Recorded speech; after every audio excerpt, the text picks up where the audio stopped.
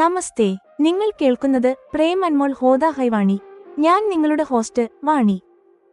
ഇന്ന് എന്റെ കഥയുടെ അവസാന എപ്പിസോഡാണ്.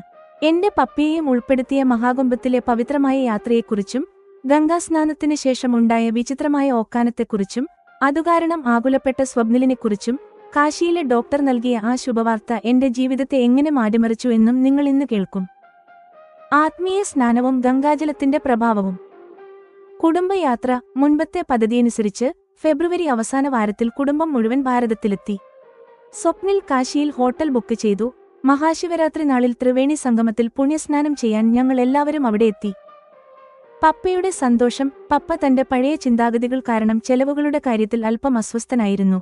എങ്കിലും എല്ലാവർക്കുമൊപ്പമുള്ള സമയം അദ്ദേഹം നന്നായി ആസ്വദിച്ചു. മാമും സ്വപ്നിലും അദ്ദേഹത്തെ ഈ പുണ്യകർമ്മത്തിൽ പങ്കാളിയാക്കി ആദരിച്ചു. വിചിത്രമായ ഓക്കാനം. ഗംഗാസ്നാനം കഴിഞ്ഞ് പുറത്തിറങ്ങിയ ഉടൻ എനിക്ക് ഛർദ്ദിക്കാൻ തോന്നി. സ്വപ്നിൽ ഉടൻ തന്റെ ബാഗിൽ നിന്ന് ഒരു കറുത്ത പോളിത്തിൻ ബാഗ് പുറത്തെടുത്തു.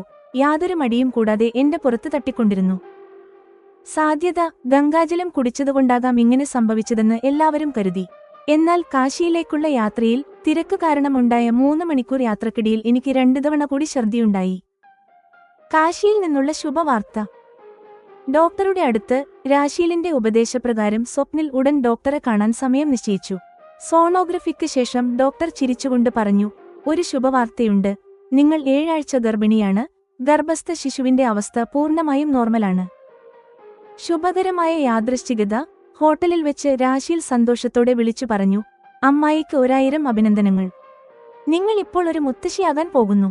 ത്രിവേണി സംഗമത്തിൽ വെച്ച് ഈ വിവരം അറിയുന്നതും കാശിയിൽ വെച്ച് അത് സ്ഥിരീകരിക്കുന്നതും ഒരു വലിയ ശുഭനിമിത്തമായി എല്ലാവരും കരുതി.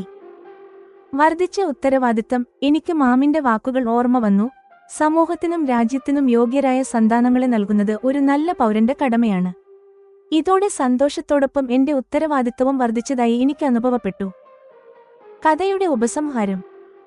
അവസാന ദർശനം. അന്ന് വൈകുന്നേരം ഞങ്ങൾ എല്ലാവരും വലിയ ആവേശത്തോടും സന്തോഷത്തോടും കൂടി കാശി വിശ്വനാഥ ക്ഷേത്രത്തിൽ ദർശനം നടത്തി. യഥാർത്ഥ കഥ. ഇത് എന്റെ ജീവിതത്തിന്റെ പൂർണ്ണവും സത്യസന്ധവുമായ കഥയാണ്. ഇതിൽ മാം, രാശീൽ, സ്വപ്നിൽ, പരാഗ് ബയ്യ എന്നിവരുടെ ജീവിതഭാഗങ്ങളും ഉൾപ്പെടുന്നു. ഇതിന്റെ പ്രസിദ്ധീകരണത്തിനായി ഞാൻ പകർപ്പവകാശത്തിന് കോപ്പിറൈറ്റ് അപേക്ഷ നൽകിയിട്ടുണ്ട്. എന്റെ ജീവിതത്തിലെ എല്ലാ പ്രതിസന്ധികളും സ്വപ്നിലിന്റെ സ്നേഹവും മാമിന്റെ ബുദ്ധിപരമായ മാർഗനിർദ്ദേശവും കുടുംബത്തിന്റെ സഹകരണവും കൊണ്ട് ഇല്ലാതായി.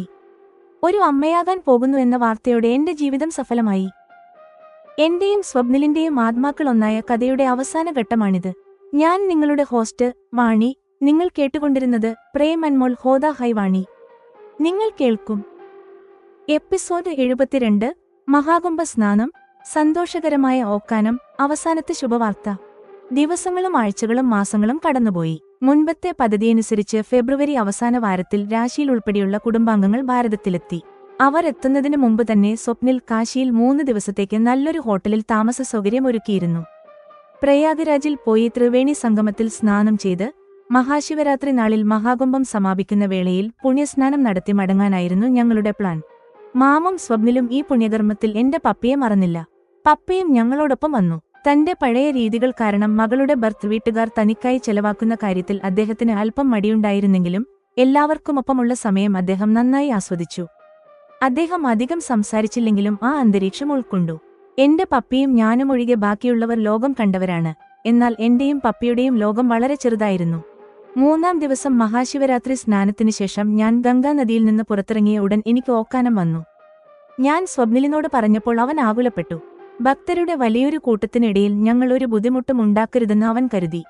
എനിക്ക് ഛർദ്ദി അടക്കിപ്പിടിക്കാൻ കഴിയുമോ എന്ന കാര്യത്തിൽ സംശയം തോന്നിയ ഉടൻ സ്വപ്നിൽ തന്റെ ബാഗിൽ നിന്ന് ഒരു പോളിത്തിൻ ബാഗ് എടുത്തു.